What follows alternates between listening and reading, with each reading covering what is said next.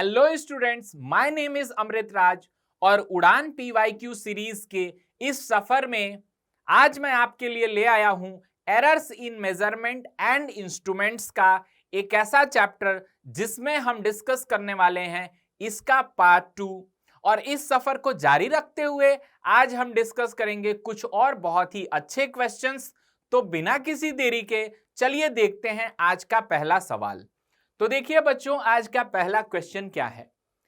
हमसे बोला जा रहा है in order to determine the Young's modulus of a wire of radius 0.2 centimetre measured using a scale of least count is equal to 0.001 centimeter and length 1 meter measured using a scale of least count is equal to 1 millimeter।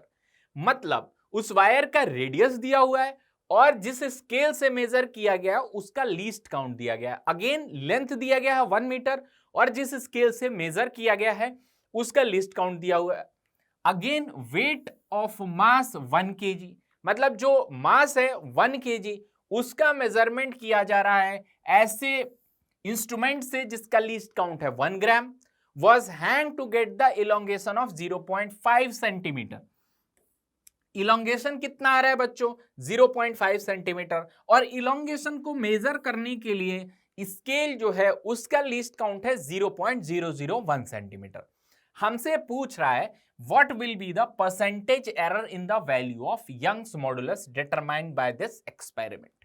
ठीक है बच्चों, ये जो question है ये एक ऐसे method से रिलेटेड है जिसको हम बोलते हैं सर्ल्स मेथड या सर्ल्स एक्सपेरिमेंट भी इसको बोलते हैं, जिसकी हेल्प से हम किसी भी वायर का यंग्स मॉडुलस निकालते हैं। प्रोसेस क्या होता है? एक्सपेरिमेंट में आपने पढ़ा होगा कि एक वायर से एक मास को हैंग कर देते हैं और फिर उसके बाद से तमाम कैलकुलेशंस और मेजरमेंट करते हुए हम यंग मॉडुलस का फॉर्मूला निकालते हैं और फिर उससे आंसर आता है। तो बच्चों आइए देखते हैं कि इस क्वेश्चन में कैसे निकाला गया है यंग्स मॉडुलस का एरर। तो देखिए बच्चों, सबसे पहले हमें यंग्स मॉडुलस का फॉर्मूला आना चाहिए। तो यंग्स मॉडुलस का जो फॉर्मूला होता है वो होता है स्ट्रेस अपॉन स्ट्रेन। स्ट्रेस का फॉर्मूला होता है F अपॉन A और स्ट्रेन का फॉर्मूला होता है डेल्टा L बाय L। यहां पर जो हमारा डेल्टा L है इलोंगेशन, इसको मैं X यूज करता हूं, इसको मैं X यूज करूंगा।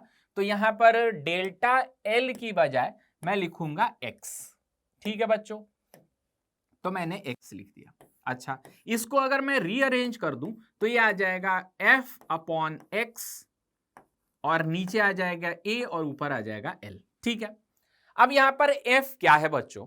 तो देखिए इस एक्सपेरिमेंट में एक वायर से एक मास को हैंग किया जाता है, तो इस वायर के क्रॉस सेक्शनल एरिया पर लगा हुआ फोर्स वेट के बराबर होता है। तो मास का जो वेट है वही फोर्स लगाता है, तो दैट इज mg और ये हो जाता है L और ये हो जाता है X। और एरिया कितना है क्रॉस सेक्शन का? तो ये है पाई r स्क्वायर। अब बच्चों ये तो यंग्स मॉडुलस का फॉर्मूला हो गया। अब मुझे यंग्स मॉडुलस में एरर निकालना है। तो अगर मुझे परसेंटेज एरर चाहिए, ठीक है, तो हम क्या करेंगे? हम जानते हैं एरर के प्रोपेगेशन का फॉर्मूला, जिससे हम बोल सकते हैं परसेंटेज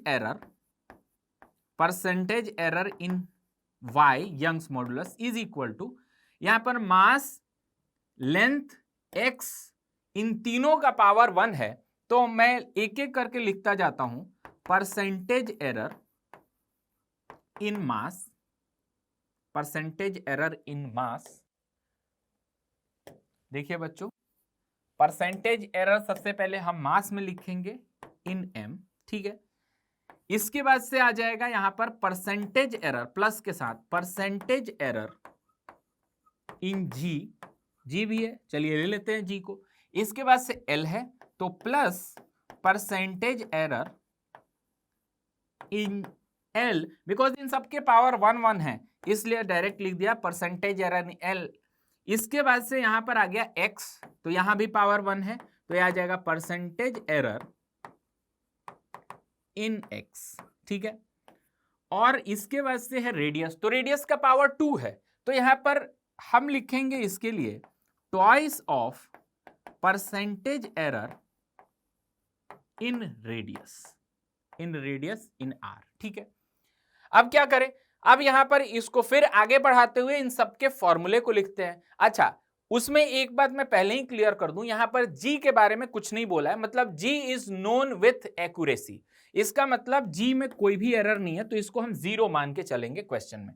चलिए आगे बढ़ते हैं।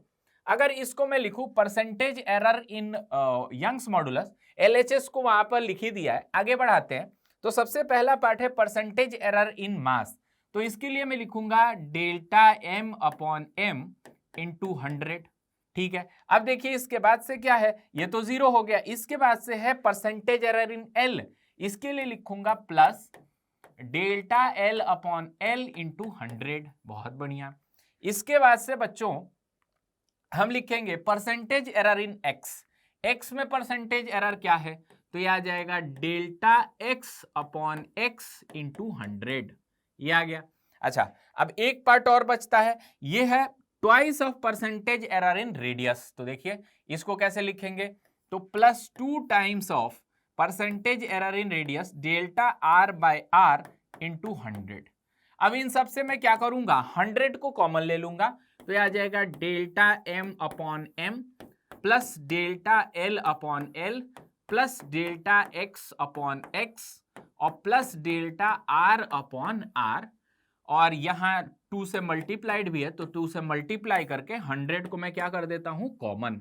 अब आइए इन सबकी वैल्यूज को रखते हैं। डेल्टा एम क्या है, दैट इज एरर इन मास, तो यहां पर मास में क्या एरर होगा, वो वही एरर होगा जो कि least count of the scale of mass, mass जिससे मेजर किया जाता है उसका लीस्ट काउंट। इसी तरह लेंथ में एरर क्या होगा, तो लेंथ जिस स्केल से मेजर किया जा रहा है उसका लीस्ट काउंट, मतलब यहां पर हम लीस्ट काउंट एरर्स को कंसीडर करेंगे।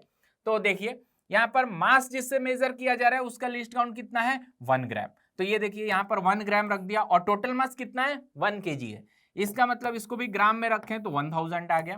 प्लस डेल्टा एल क्या है बच्चों, तो देखिए delta L error in length, length में एरर कितना होगा, 1 मिलीमीटर, बहुत बढ़िया, 1 mm रख दिया। और लेंथ की वैल्यू कितनी है बच्चों, तो देखिए लेंथ जो मेजर किया गया है दैट इज 1 मीटर, 1 मीटर को 1000 मिलीमीटर लिख सकता हूं। डेल्टा एक्स क्या है, आइए देखते हैं। डेल्टा एक्स देखिए यहां पर लीस्ट काउंट जो हमारा इलोंगेशन है दैट इज 0.5, और उसमें लीस्ट काउंट कितना है, 0.001, तो यहां पर लिखूंगा 0.001 और इलोंगेशन 0.5 सेंटीमीटर। ठीक है, दोनों सेंटीमीटर में है तो कोई प्रॉब्लम ही नहीं है। ठीक है, यहां पर हम देख सकते हैं। इसके बाद से हमारे पास क्या बचा, रेडियस, तो रेडियस की अगर हम बात करें तो देखिए रेडियस कितना है 0.2 और इसमें एरर कितना है, तो 0.001, तो रेडियस में जो एरर है 0.001 और रेडियस कितना है बच्चों, तो 0.2, ये हो गया 0.2, और इसमें हाँ 2 से मल्टीप्लाई करना नहीं भूलेंगे और इंटू 100। देखिए क्योंकि ये एक कैलकुलेटिव क्वेश्चन है तो ज्यादातर बच्चे ये सही करते आते हैं और यहाँ पर छोड़ देते हैं और फिर आंसर मैच नहीं करता है या गलत मैच करता है, तो फिर बोलते हैं कि सर मेरा आंसर तो गलत हो गया। नहीं, एक एक स्टेप को ध्यान से सॉल्व करना है, बिकॉज इतना ही बड़ा कैलकुलेशन है, थोड़ा सा ध्यान से चलेंगे तो एकदम सही आंसर तक पहुंचेंगे। ठीक है, अब आइए इसको 100 से मल्टीप्लाई कर दे सब सारे टर्म्स को, तो यहां पर ये हमारा आने वाला है 0.1, in the same way this will become 0.1, और ये कितना हो जाएगा, ये हो जाएगा 0. हमारा 100 से ये मल्टीप्लाई करते हैं डेल्टा एक्स को, तो ये आ जाएगा 0.01 और डिवाइडेड बाय 5। तो देखिए एक बार हम देख लेते हैं यहाँ पर जो इलोंगेशन का एरर है, इलोंगेशन है 0.5 और उसमें एरर है 0.001। ठीक है, तो यहाँ पर ये 100 से अगर हम मल्टीप्लाई करें तो ये आ जाएगा 0.1 अपॉन 0.5। ठीक है, और प्लस यहाँ पर कितना आ जाएगा बच्चों, तो ये 10 टाइम्स कट जाएगा और फिर इसके बाद 100 से मल्टीप्लाई करें तो 0.1, ठीक है, इंटू 0.1 इंटू 10, ऐसा कुछ आ गया। अब देखिए यहाँ पर ये कितना हो गया, तो ये हो गया 0.2 और ये कितना हो गया, ये हो गया 0.2 और प्लस ये कितना हो गया 1, तो टोटल कितना हो गया बच्चों, ये हो गया 1.4। 1.4% इज द करेक्ट आंसर। अब ऑप्शन मिला लेते हैं, 1.4 किस ऑप्शन में दे रखा बच्चों, तो ये हमारे पास 4th ऑप्शन में दे रखा है। तो देखिए कितना इजीली हमने अगर पेशेंस के साथ कैलकुलेट किया तो हमारा सही सही आंसर आ गया। चलिए आगे बढ़ते हैं, नेक्स्ट क्वेश्चन देखते हैं बच्चों। हमारे सामने ये क्वेश्चन है जिसमें बोला कि least count of the main scale of a screw gauge is 1 millimetre. किसी स्क्रू गेज का लीस्ट काउंट कितना दिया है? 1 millimetre. The minimum number of divisions on its circular scale required to measure 5 micrometre diameter of the wire. 5 micrometre diameter को measure करना है। तो देखिए मिनिमम नंबर ऑफ डिविजन्स हमसे पूछा है, तो उसके लिए हम वो वैल्यू निकालेंगे जो कि मिनिमम लेंथ मेजर किया जा सकता है using this screw gauge. Minimum length अगर स्क्रू गेज से मेजर किया जा सकता है उसको हम क्या बोलते हैं? उसको हम लीस्ट काउंट बोलते हैं कि सबसे छोटी छोटी वैल्यू ये स्क्रू गेज मेजर कर सके। दैट मीन्स जो लीस्ट काउंट की वैल्यू गिवन है ना, दैट इज 5 माइक्रोमीटर। इसका मतलब सॉल्यूशन देखेंगे तो लीस्ट काउंट की वैल्यू कितनी आ जाएगी? 5 माइक्रोमीटर। 5 into 10⁻⁻⁶ metre. ठीक है। और लीस्ट काउंट का फॉर्मूला क्या होता है हमारे लिए स्क्रू गेज के लिए? तो यहां पर हम देखेंगे least count is pitch upon number of divisions. ठीक है। और सर्कुलर स्केल पर जो है एक डिवीजन की काउंटिंग दे रखी है 1 मिलीमीटर। तो बच्चों यही क्या हो जाएगा? यही उसका पिच हो जाएगा। तो ये आ जाएगा हमारा pitch. Least count is equal to pitch which is 1 millimetre. तो 1 इंटू 10⁻⁻³ और upon total number of divisions on the circular scale which is n और इज इक्वल टू 5 इंटू 10⁻⁻⁶। अब इसको सिंप्लीफाई कर लेते हैं तो -3 से यहाँ 10⁻³ बचेगा और n की वैल्यू जब निकालेंगे तो 1/5 और ये नीचे आ जाएगा 10⁻³ और इसको ऊपर ले जाएंगे 1000 हो जाएगा। 1000 डिवाइडेड बाई 5 विच इज 200। तो देखिए हमारे पास 200 किस ऑप्शन में गिवन है? Option number 3। तो देखिए क्वेश्चंस क्या होते हैं, स्क्रू गेज का ही क्वेश्चन है लेकिन अलग तरह से तुम्हें बताया गया है, अलग तरह से इसको पूछा गया है। तो एक ही टॉपिक से रिलेटेड जो क्वेश्चंस होते हैं उसको अलग अलग ढंग से पूछा जाता है क्योंकि कॉन्सेप्ट्स तो अलग नहीं है लेकिन तमाम तरीके से घुमाएगा तभी तो हमें सोचना पड़ेगा कि इसको कैसे सॉल्व करें।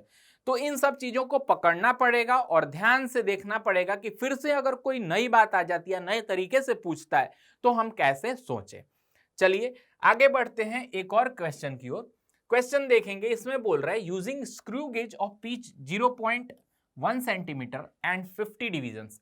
ये हमारे पास n हो गया और ये हमारे पास पिच हो गया। ठीक है। On its circular scale the thickness of an object is measured. ठीक है।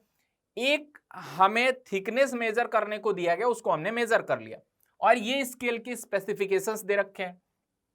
It should correctly be recorded as, उसको सही सही किस तरह से रिकॉर्ड किया जाए, मतलब इन चारों में से कौन सा रीडिंग सही है। तो देखिए सबसे पहले अगर पिच और नंबर ऑफ डिविजन्स दिया हो तो बिना किसी हेजिटेशन के जो पहली बात दिमाग में आती है, क्यों ना मैं इसका लिस्ट काउंट निकाल लूं। बेझिझक मैं लिस्ट काउंट इसका निकालूंगा। लिस्ट काउंट की वैल्यू होती है pitch upon number of divisions. Pitch है 0.1 सेंटीमीटर और नंबर ऑफ डिविजन्स कितने हैं? 50। ठीक है। इसको सिंप्लीफाई करें तो 1/500 आ जाएगा और ये आ जाएगा हमारा 0.002। ठीक है। इतना सेंटीमीटर हो गया। अच्छा अब अगर ध्यान से देखें तो जो भी मेजरमेंट ये स्केल लेगा वो इस लीस्ट काउंट के मल्टीपल में ही लेगा हमेशा। अब ऑप्शंस को अगर हम चेक करें तो जो पहला ऑप्शन है वो 0.002 का मल्टीपल कभी नहीं हो सकता है। इसी तरह से दूसरा ऑप्शन भी उसका मल्टीपल नहीं हो सकता है, तीसरा ऑप्शन भी नहीं हो सकता है बिकॉज इन तीनों के लास्ट डिजिट में क्या है? ऑड है, जिसको ये कैंसिल 2 नहीं कर सकता है। जो फोर्थ ऑप्शन है उसमें 2.124, definitely this is a multiple of 0.002, therefore our correct answer is fourth. तो चौथा आंसर करेक्ट हो गया। तो देखिए this is another type of question, screw gauge का ही है। देखिए इसमें कैसे घुमाया, इसमें कोई सोचेगा अरे कुछ तो दिया ही नहीं है, ना ही लेंथ दिया है, कहां पर वो जब स्क्रू गेज को टाइट किया गया तो कौन सा स्केल पर कितना शो कर रहा है, ये तो कुछ दिया ही नहीं है, तो सॉल्व कैसे करे। नहीं बच्चों यहां पर इतना दिमाग नहीं लगाना है। हाँ दिमाग कहां लगाना है, उसमें छिपे हुए ट्रिक को निकालना है कि वो क्या सोचना चाहता है। तो कई बार हमें ऑप्शन के थ्रू भी चेक करना पड़ सकता है। ठीक है। चलिए नेक्स्ट क्वेश्चन की ओर आगे बढ़ते हैं। अगला क्वेश्चन लेते हैं। इस क्वेश्चन में बोला है the period of oscillation of a simple pendulum is t is equal to 2π√L/g। ये हमारा टाइम पीरियड है 2π√L/g। Measured value of length is 1.0 metre. From metre scale having minimum division of 1 millimetre. ठीक है, देखिए यहाँ पर L दे रखा है और ये एरर इन L दे रखा है 1 मिलीमीटर। ठीक है, और time of one complete oscillation is 1.95। एक कंप्लीट ऑसिलेशन का जो टाइम दे रखा है वो है 1.95, measure from a stop watch of 0.01 second resolution. ठीक है, the percentage error in the determination of G का डिटर्मिनेशन में कितना परसेंटेज एरर होगा। Again this question is related to the pendulum method of calculation of G at a point on earth. तो यहां पर इसका अगर हम सॉल्यूशन देखेंगे तो मैं जी में एरर निकालना है तो जी को एलएचएस में ले जाऊंगा और बाकी सारे टर्म्स को आरएचएस में। तो यहां पर जी को लिख सकता हूं 4 pi square L upon T square. ठीक है, अब यहीं पर जी में एरर का फॉर्मूला लिखूंगा, percentage error in G is equal to percentage error in L और plus twice of percentage error in T time period. अच्छा, इसको फर्दर फिर आगे बढ़ाएंगे तो राइट हैंड साइड को कैसे लिखेंगे, एल में percentage error is nothing but delta L upon L into 100, right, plus this is twice of delta T upon T into 100। ठीक है, अब एक एक करके अगर हम वैल्यूज को पुट करें, 100 को बाहर कॉमन निकाल लें तो देखिए यहां पर delta L by L, delta L क्या है तो ये हमें दिया है 1 मिलीमीटर तो यहां पर रख दिया। अच्छा, लेंथ कितना मेजर किया गया है 1 मीटर तो इसको मैं लिख देता हूं 1000 मिलीमीटर, बहुत बढ़िया।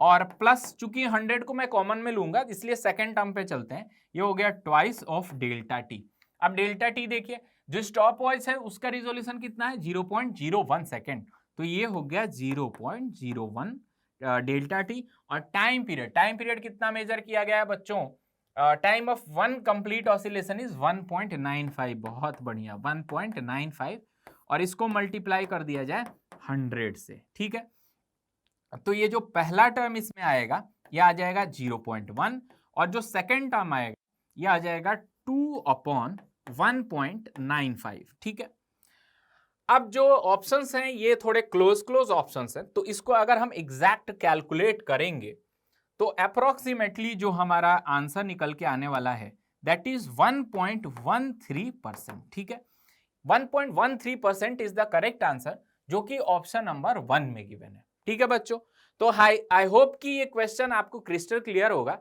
बिकॉज ये बहुत सिंपल सा क्वेश्चन है, फॉर्मूला बेस्ड जैसा ही है। तो चलिए आगे नेक्स्ट क्वेश्चन की ओर बढ़ते हैं, अगले क्वेश्चन में आते हैं। देखिए नेक्स्ट क्वेश्चन एक असर्शन रीजन से रिलेटेड है। ठीक है, असर्शन रीजन क्या है, इसमें पहला असर्शन दिया हुआ है असर्शन ए। ठीक है, इसमें बोल रहा है if in 5 complete rotation of a circular scale, ये इसको ध्यान से देखिएगा, जब भी हम कोई क्वेश्चन सॉल्व करते हैं ना तो क्वेश्चन को पढ़ते हुए हमें ब्लाइंडली उसको रीड आउट नहीं करना है, डिक्टेट नहीं करना है, हमें क्या करना है उसमें छिपे हुए डेटा को अंडरलाइन कर लेना है या कहीं अलग से लिख लेना है ताकि वो चीजें दिखे। बिकॉज क्वेश्चन खत्म होते होते हमारे माइंड में कहीं ना कहीं एक ऐसा फॉर्मूला आ सकता है जो उन सब डेटा को यूज करते हुए लगाया जा सकता है। ठीक है, तो सबसे पहले यहां पर 5 कंप्लीट रोटेशन हमने अंडरलाइन कर लिया। ठीक है, the distance travelled on main scale of screw gauge is 5 millimetre. Main scale पर कितना ट्रेवल किया गया 5 millimetre, and there are 50 total divisions, 50 divisions हैं on the circular scale, then the least count is 0.001 centimetre. हमें बताना है statement सही है या नहीं। देखिए भाई, यहां पर जो लीस्ट काउंट का फॉर्मूला होता है हमारे पास स्क्रू गेज के लिए वो बहुत ही सिंपल है, वो होता है pitch upon number of division. सबसे पहले पिच निकालें तो हम जानते हैं पिच क्या होता है। पिच होता है कि the distance travelled on main scale during 1 complete rotation of circular scale. तो देखिए सर्कुलर स्केल यहां पर 5 कंप्लीट रोटेशन में 5 मिलीमीटर जाता है, तो क्या मैं बोल सकता हूं एक रोटेशन में कितना जाएगा, तो वो जाएगा 1 मिलीमीटर। अच्छा, एक रोटेशन में 1 मिलीमीटर गया, इसका मतलब क्या यही हमारा क्या हो गया 1 मिलीमीटर इज पिच, ये हमारा पिच हो गया 1 मिलीमीटर। बहुत बढ़िया, अब हमें लीस्ट काउंट निकालना है, तो लीस्ट काउंट की वैल्यू कितनी हो गई, तो यहां पर लीस्ट काउंट की वैल्यू हो गई हमारे पास pitch upon number of divisions. Number of divisions ध्यान से देखिए कितना दे रखा है 50, और ये आएगा मिलीमीटर में। बहुत बढ़िया, तो यह आ जाएगा 0.02 mm, ठीक है। और ये सेंटीमीटर में दे रखा है, तो नो वे 0.02 mm को सेंटीमीटर में कन्वर्ट करे तो 0.001 आएगा, बिल्कुल आ ही नहीं सकता है। तो इसलिए जो हमारा करेक्ट आंसर है ये आएगा 0.002 सेंटीमीटर। इसलिए जो असर्शन है ये गलत है, मतलब असर्शन इज रॉन्ग। अगर हम यहीं पर ऑप्शंस चेक कर ले, असर्शन इज रॉन्ग। देखिए first statement A is not correct but R is correct, मतलब एक फर्स्ट ऑप्शन हो सकता है, second option both A and R are correct, ये भी हो सकता है। यहां पर both A and R are correct, तो यहां पर ये नहीं हो सकता बिकॉज पहला स्टेटमेंट हमने क्या बोला कि ए इज नॉट करेक्ट, तो सेकंड नहीं हो सकता है। A is correct but R is not correct, मतलब इसमें भी ए को करेक्ट बोला है, मतलब थर्ड भी नहीं हो सकता है। Both A and R are correct, इसमें दोनों को करेक्ट बोला है, तो ये तो हो ही नहीं सकता है। तो पहले स्टेटमेंट से ही हम ए को क्या बोल सकते हैं, ए सही है, बिकॉज इसमें only one option correct type आता है, ठीक है। लेकिन मैं सेकंड ऑप्शन को भी देखूंगा। इसमें देखिए यहाँ रीजन क्या है, least count is equal to pitch upon total number of divisions on circular scale, बिल्कुल सही बात है, बेसिक सा फॉर्मूला है। तो असर्शन गलत है और रीजन क्या है, रॉन्ग है, ठीक है। तो A is not correct but R is correct. एक और बात मैं बच्चों आपको बताना चाहता हूं, वो ये है कि ये जो असर्शन रीजन वाले क्वेश्चंस होते हैं ना, इस क्वेश्चन में क्या होता है, जो ऑप्शंस होते हैं जनरली पहला ही ऑप्शन दिया जाता है A is correct and R is correct explanation of A, ठीक है। तो बच्चा जनरली दिमाग में बैठा के यही रखता है कि पहला ऑप्शन ये होगा, लेकिन इस क्वेश्चन में सारे ऑप्शंस को उल्टा पुल्टा कर दिया, इधर उधर कर दिया है।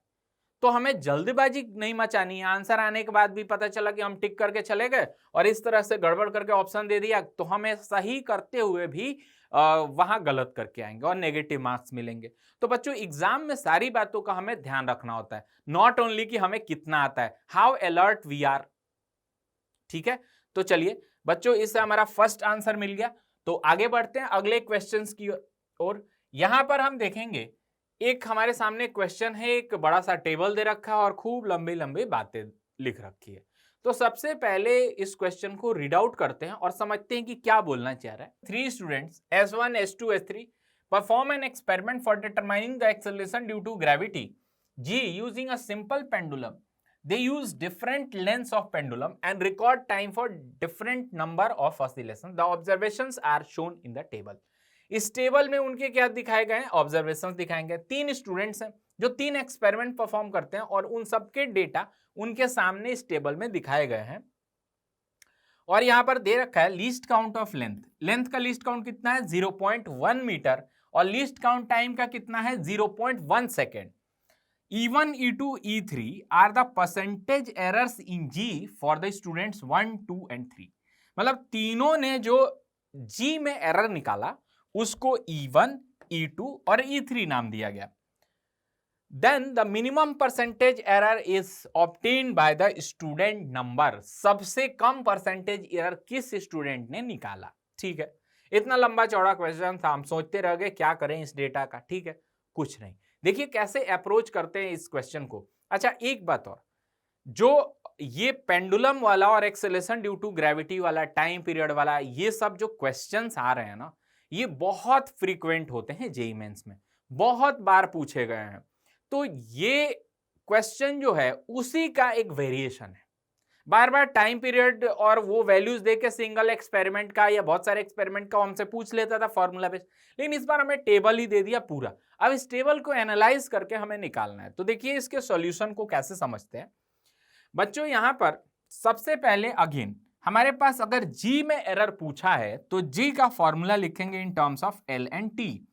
तो G की वैल्यू कितनी आती है 4 pi square L upon T square.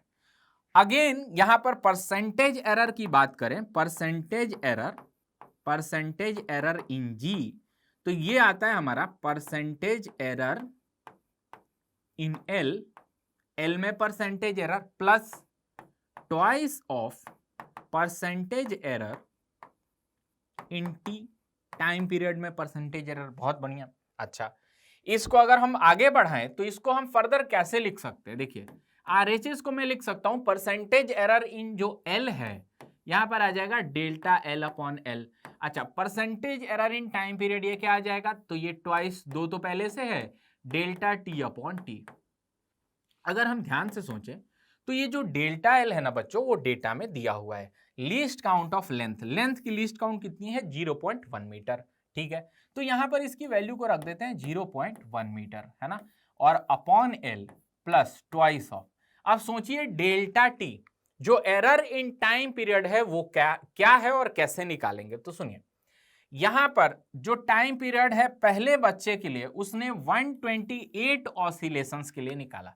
कितने ऑसिलेशंस के लिए निकाला, 128 ऑसिलेशंस के लिए। ठीक है, और इसका जो हमारा टाइम पीरियड है ये कितना आ रहा है बच्चों, तो ये 16 आ रहा है। ठीक है, और इसने कितने 128 टाइम पीरियड आया, 128 सेकेंड फॉर 8 ऑसिलेशन, 8 ऑसिलेशन तक निकाला। ठीक है, अब जो डेल्टा टी की वैल्यू है वो हम सब्स्टिट्यूट करेंगे तो किस तरह से लिखेंगे, देखिए यहां पर जो डेल्टा टी है ये पूरे इंटरवल के लिए निकालेंगे। अगर हमने n ऑसिलेशन परफॉर्म किए हैं तो जो टोटल हमारा एरर है डेल्टा टी उसको हम n नंबर ऑफ ऑसिलेशन से जरूर डिवाइड करेंगे। तो यहां पर लेट्स से कि जो डेल्टा टी है इसको मैं लिख सकता हूं टोटल n ऑसिलेशंस के लिए, this is delta T not, और ये कितना आ जाएगा, तो ये आ जाएगा n से डिवाइड करेंगे। ठीक है, और यहां पर ये क्या है, ये है टाइम पीरियड, मतलब ये एवरेज टाइम पीरियड है जो एक ऑसिलेशन के लिए हमने निकाला है। तो यहां से एक चीज हमें देखने को मिलता वो ये है कि ये जो डेल्टा टी नॉट है ना वो क्या है, देखिए वो घड़ी का रिजोल्यूशन है। Least count of the time कितना है, 0.1 सेकेंड। घड़ी का जो टोटल रिजोल्यूशन है ये एक ऑसिलेशन का नहीं है बच्चों, ये है जितने भी ऑसिलेशन परफॉर्म किए गए। फॉर एग्जांपल पहले स्टूडेंट ने 8 ऑसिलेशन परफॉर्म किए, तो 8 ऑसिलेशन में जो टाइम पीरियड में एरर आएगा दिस इज 0.1। इसका मतलब इसने जो 8 ऑसिलेशन परफॉर्म किए उसमें टोटल कितना टाइम लगा, 128 सेकेंड्स। ठीक है, 128 सेकेंड्स में जो एरर आया टाइम का वो है 0.1। इसलिए एक ऑसिलेशन का जो एरर आएगा इसमें हमें क्या करना होगा, 8 ऑसिलेशन के लिए ये निकाला गया है 0.1 अपॉन 8। इसीलिए यहां पर जो हमने फॉर्मूला लिखा है ना, ये जो वॉच है, ये जो क्लॉक या वॉच है, ये उसका लिस्ट काउंट है डेल्टा टी नॉट, और उसको मैंने n नंबर ऑफ ऑब्जर्वेशन से या नंबर ऑफ ऑसिलेशन से डिवाइड किया है। और ये क्या है नीचे t, ये है एवरेज टाइम पीरियड। अब एवरेज टाइम पीरियड क्या है बच्चों, तो ये है, ये जो राइट हैंड साइड में लिखा हुआ है। ठीक बात, अब आइए इसको देखते हैं। तो सवाल ये उठता है क्या यह सबके लिए कैलकुलेट करना पड़ेगा, नहीं। अब यहीं से हम जज कर सकते हैं कि ये 0.1 आ गया अपॉन एल प्लस ये 2 इंटू ये आ गया कितने सेकेंड्स का है बच्चों, तो ये है 0.1, this is 0.1 upon n into T. तो देखिए जिसके लिए l ज्यादा होगा, ठीक है, और n ज्यादा होगा और ये t ज्यादा होगा, उसी के लिए जो परसेंटेज एरर इन g है वो कम होगा। मतलब ये तीनों चीजें डिनोमिनेटर में है, तो डेफिनेटली जिसके लिए ये तीनों सेट मैक्सिमम होगा उसके लिए एरर क्या होगा, कम होगा। हम चाहें तो इसमें तीन ही सेट है, तीनों सेट के लिए वो वैल्यूज को उठा के रख सकते हैं। तो देखिए जो फर्स्ट स्टूडेंट है उसके लिए जो एल है दिस इज 64, और इसका नंबर ऑफ ऑसिलेशन कितना है 8, और यहां पर टाइम पीरियड कितना है 16। ठीक है, तो अगर मैं फर्स्ट सेट के लिए लिखूं तो यहां पर percentage error for student 1, student 1 के लिए कितना आ जाएगा 0.1 अपॉन लेंथ, लेंथ कितना दिया है 64, तो ये आ गया 64 प्लस 0.2, तो ये तो सबके लिए कॉमन होगा, ऊपर वाला भी सबके लिए इधर कॉमन होगा, तो यही वेरी कर रहा है। n कितना है इसके लिए 8 है और टाइम पीरियड 16 है, तो 8 इंटू 16। ठीक है, इसी तरह S2 का हम बोलेंगे तो ऊपर वाला तो सेम आएगा यहाँ पर 0.1। अब देखिए इसका लेंथ कितना है अगेन 64 और प्लस ये कितना है 0.2, और अब इसके डिनोमिनेटर की बात करें तो देखिए यहाँ पर ये कितना है नंबर ऑफ ऑसिलेशंस 4 और फिर टाइम पीरियड कितना है 16, तो 4 इंटू 16। अब इसी दोनों को कंपेयर करें तो पहला टर्म तो कॉमन है, लेकिन जो दूसरा टर्म है इसमें पहले वाले का डिनोमिनेटर दूसरे से क्या है ज्यादा है, डेफिनेटली जो S1 है उसका परसेंटेज एरर क्या होने वाला है, कम होने वाला है। और देखिए यहां पर जब S3 के लिए हम करेंगे तो S3 का इन तीनों में सबसे कम आएगा, वो डेटा से हम देख सकते हैं। इसलिए स्टूडेंट नंबर 1 जो है वो सबसे कम यानी कि मिनिमम एरर पा रहा है। तो यहां पर आंसर क्या हो जाएगा बच्चों, ये हो जाएगा 1। तो एक सवाल बहुत ही बढ़िया जिसमें हमें बहुत कुछ सीखने को मिला। हम किस तरह से टाइम के एरर को निकालते हैं वही सबसे ज्यादा इंपॉर्टेंट था। अगर वो हमें नहीं आता है तो हम इस क्वेश्चन का सही सही जवाब नहीं दे सकते हैं। तो आई होप बच्चों ये क्वेश्चन आपको बहुत अच्छे से समझ आ गया होगा। तो चलिए बच्चों आगे बढ़ते हैं, नेक्स्ट क्वेश्चन को लेते हैं। यहां पर क्या बोल रहा है, if the length of the pendulum in pendulum clock increases by 0.1% then the error in time per day. देखिए एक पेंडुलम क्लॉक है जिसे कि अगर हम टाइम मेजर करते हैं उसका लेंथ अगर 0.1% से बढ़ जाता है तो पूरे दिन में समय में वो कितना एरर दिखाएगी। तो जो पेंडुलम क्लॉक है वो टाइम पीरियड के हिसाब से समय गिनता है। दैट मीन्स उसकी कुछ प्रॉपर्टी हमें आनी चाहिए। पेंडुलम क्लॉक जो समय मेजर करने के काम आता है उसका टाइम पीरियड होता है 2 सेकेंड, ठीक है, इसलिए उसको हम सेकेंड्स पेंडुलम भी बोलते हैं। और उसमें टाइम पीरियड का वही फॉर्मूला पेंडुलम के लिए लगता है, T is equal to 2π√L/G, ठीक है। अब उसने दे रखा है परसेंटेज एरर इन L, ठीक है, G के बारे में कुछ नहीं बोला है तो G को हम क्या मानेंगे, G को कांस्टेंट मानेंगे। अगर हमें परसेंटेज एरर इन L मालूम है तो हम percentage error in time period बहुत आसानी से निकाल सकते हैं। तो देखिए percentage error in time period is equal to, इसका L का पावर हाफ है तो this will become half of percentage error in L, length में परसेंटेज एरर के हाफ। तो यहां पर 0.1% है, 0.1/2, इतना परसेंट क्या हो गया, percentage error in time period, time period का परसेंटेज एरर हो गया। बहुत बढ़िया। अच्छा इसका मतलब कि जो टोटल टाइम पीरियड है उसका इतना परसेंट वो गलती कर रहा है। अब इस पेंडुलम क्लॉक का टोटल टाइम पीरियड कितना है, 2 सेकेंड। तो देखिए 2 सेकेंड में जो परसेंटेज एरर मिला वो मिला 0.1/2%, ठीक है। अब मैं इसमें निकाल सकता हूं ये किसका, ये परसेंटेज किसका, तो टाइम पीरियड का। तो मैं लिखूं 2 इंटू टाइम पीरियड का 0.1/2%, परसेंट के लिए 100 से डिवाइड कर दूं, बहुत बढ़िया, इससे ये कट गया। तो ये कितना आ गया, ये मेरा आ गया 10⁻⁻3, ठीक है। 10⁻⁻3 सेकेंड्स का हमारा क्या आ गया, एरर आ गया। कितने देर में, 2 सेकेंड में। तो 1 सेकेंड में कितना एरर आएगा बच्चों, तो 1 सेकेंड में 1 सेकेंड में एरर आएगा 10⁻⁻3/2 सेकेंड्स का। 1 सेकेंड में क्यों निकालना चाहते हैं, बिकॉज एक दिन में कितने नंबर ऑफ सेकेंड्स होते हैं उससे इसको सिंपली मल्टीप्लाई कर दे। 1 सेकेंड में अगर इतना एरर है तो पूरे दिन में जितने सेकेंड्स होते हैं उससे इस वैल्यू को मल्टीप्लाई करते ही आंसर आ जाएगा, ठीक है। तो number of seconds in 1 day, तो अगर मैं बात करूं number of seconds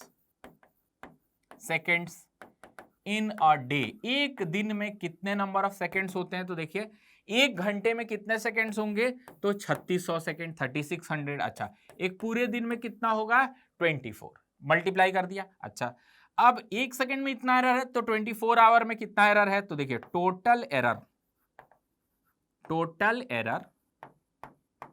is equal to 3600 into 24 into 10⁻⁻3, ठीक है, डिवाइडेड बाय 2, ठीक। 10⁻⁻3 से अगर इसको ले जाएं तो यहां पर ये कैंसिल करें तो ये आ जाएगा 3.6, तो ये आ जाएगा 24/2 इंटू 3.6, ठीक है। तो इसकी वैल्यू कितनी आ जाएगी, लगभग ये आ जाएगी 12 इंटू 3.6, ठीक है। अब यहां पर इसको सॉल्व करें तो कितना आएगा, 2 और ये आ जाएगा 43, यानी 43.2 सेकेंड्स, यही हमारा करेक्ट आंसर है। तो देखिए यहां पर ऑप्शन नंबर 3 में दिख रहा है 43.2। तो ये क्वेश्चन भी टफ नहीं था, इसमें थोड़े से कैलकुलेशंस थी, इतने भी बड़े कि हम ना कर सके। देखिए कितनी आसानी से ये कैलकुलेशन भी हमने कर लिया, बहुत ही बढ़िया। चलिए नेक्स्ट आगे बढ़ते हैं अगले क्वेश्चन की ओर। हमारे सामने रहा ये सवाल, again this question is related with the same time period of the pendulum, उसी का सवाल है, उसमें फिर से ट्विस्ट है। फिर से देखिए, अब कहानी थोड़ी सी आपको अलग लगेगी, जो प्रोसेस हम सॉल्व करने के लिए यूज करेंगे वो भी आपको लगेगा, देखिए बेसिक सबका सेम है बट जो प्रोसेस है वो अलग है। वो कैसे, यहां पर देखिए, the acceleration due to gravity is found up to accuracy of 4% on a planet. किसी प्लेनेट पर अब ले गए, क्या फर्क पड़ता है, अर्थ पर ले गए तो उसके लिए जी की वैल्यू हम 10 लेते हैं, किसी अदर प्लेनेट पर ले गए तो जी की वैल्यू कुछ और होगी। तो वहां पर जो है ग्रेविटेशनल, यहां पर ग्रेविटी की value, acceleration due to gravity, वो 4% एक्यूरेसी के साथ मालूम है। The energy supplied to the simple pendulum to known mass m to undertake oscillations of time period t being estimated, ठीक है। If the time period is measured to an accuracy of 3%, time period को 3% accuracy के साथ major किया गया, g को 4% accuracy के साथ मेजर किया गया, the accuracy to which E is known, energy हम कितने एक्यूरेसी से जान पाएंगे या जानते हैं। तो देखिए यहां पर सबसे पहले वही हमारा फेमस फॉर्मूला लगाते हैं फिर से, T is equal to 2π√L/g। बार बार ये करते करते मैं भी थक गया हूं, आपको भी अब समझ में आना चाहिए, हाँ सर बार बार तो यही हो रहा है, कोई बात नहीं, क्वेश्चन है तो करना ही पड़ेगा, ठीक है। अब इसमें से हमें क्या गिवन है, क्या निकालना है। देखिए यहां पर टाइम पीरियड में एरर गिवन है 3% और जो जी में एरर है वो है 4%, तो क्या बचा, एल। यहां पर क्या बचा, एल, तो हमें एल में एरर यहां से निकालना पड़ेगा। तो उसके लिए हम एल को एक साइड करेंगे और बाकी को अलग। तो यहां पर देखिए, यहां पर ये आ जाएगा हमारा L is equal to T² into G upon 4π²। अब हम लिखेंगे percentage error in L, percentage error in L is equal to twice of percentage error in time period और plus percentage error in G. बहुत ही बढ़िया। अब देखिए percentage error in time period कितना मिला है बच्चों, तो है 3%, तो 3 इंटू 2 कितना हो गया, 6%, ठीक है, प्लस परसेंटेज एरर इन जी, जी में परसेंटेज एरर कितना है 4%, तो टोटल कितना हो गया बच्चों, ये हो गया 10%, 10% हो गया, ठीक। अभी क्वेश्चन खत्म नहीं हुआ है, मेन सवाल तो ये है कि हमें एनर्जी में एरर कितना होगा ये निकालना है। अब इसके लिए आपको एनर्जी का फॉर्मूला आना चाहिए सिंपल पेंडुलम के स्मॉल ऑसिलेशंस के लिए। तो मैं आपको याद दिलाता हूं, वो फॉर्मूला होता है E is equal to mgl θ²/2, ये फॉर्मूला। अब देखिए यहां पर अगर हमें E में एरर निकालना है तो हमें G और L दोनों में एरर मालूम होना चाहिए। तो फटाफट फॉर्मूला लिखते हैं, percentage error in E is equal to percentage error in G plus percentage error in L, ठीक है। अब देखिए परसेंटेज एरर इन G वो तो हमें पहले दिया है 4%, तो इसकी वैल्यू रख दो 4%। अच्छा, परसेंटेज एरर इन L तो ये तो हमने खुद अभी निकाला है, कितना 10% आ गया भाई, ये कितना आ गया 14%, 14%, खेला खत्म। तो थीटा का क्या हुआ सर, थीटा तो कांस्टेंट है, ये तो एम्पलीट्यूड है जो कि गिवन होता है, ठीक है। तो हमारा यहां पर जो आंसर आना है वो फिल इन द ब्लैंक्स में कितना आना है बच्चों, 14, ठीक है। बहुत ही बढ़िया, मजा आया इस क्वेश्चन में। चलिए आगे बढ़ते हैं नेक्स्ट अगले सवाल की ओर। अगला सवाल हमसे पूछा गया, the diameter of a spherical bob is measured using a vernier callipers. अब भाई चलते हैं वर्नियर कैलिपर की ओर। वर्नियर कैलिपर के 9 डिविजन्स ऑफ मेन स्केल किसके इक्वल हैं, 10 divisions of the vernier scale, ठीक है। 1 main scale division is 1 millimetre, एक मेन स्केल डिवीजन कितना है 1 millimetre, the main scale reading is 10 millimetre and 8th division of vernier scale was found to coincide exactly with one of the main scale divisions, ठीक है। जो हमारा 8 division है vernier scale का वो किसी एक मेन स्केल डिवीजन से कोइंसाइड करता हुआ पाया गया। If the given vernier calipers has positive zero error, भाई ये पहले से ही चिल्ला रहा है कि पॉजिटिव जीरो एरर है, मतलब ये भी नहीं निकालना है, इसमें तो और भी सस्ता खेल है, इसमें ये पहले से दे रखा है 0.04 सेंटीमीटर।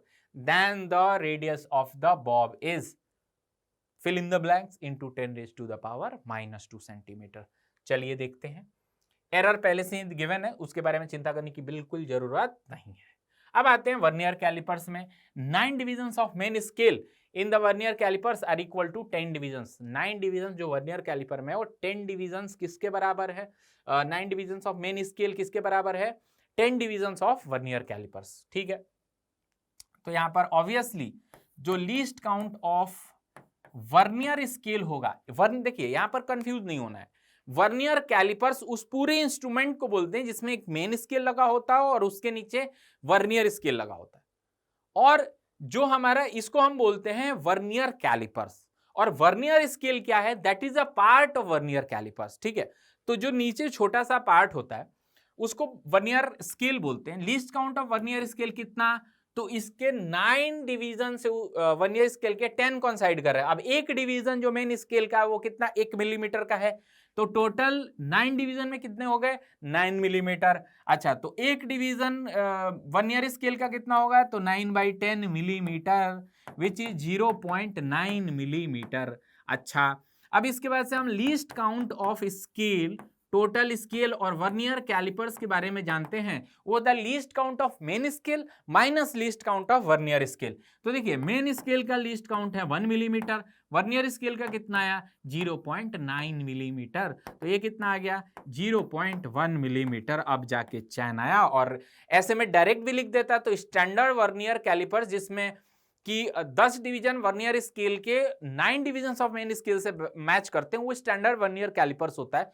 उसमें अगर याद भी रख लें कि उसका लिस्ट काउंट होता है 0.1 mm, तो ये बुरी बात नहीं है, थोड़ा सा समय बच जाएगा, कोई बात नहीं, यहां पर हमने निकाल ही लिया।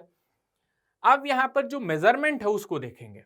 The main scale reading is 10 millimetre. जो मेन स्केल है वो 10 मिलीमीटर मेजर कर रहा है और 8 डिवीजन मैच कर रहा है। तो देखिए यहां पर जो मेजर्ड वैल्यू आती है वो आती है हमारी कौन सी? तो main scale reading MSR plus vernier scale reading.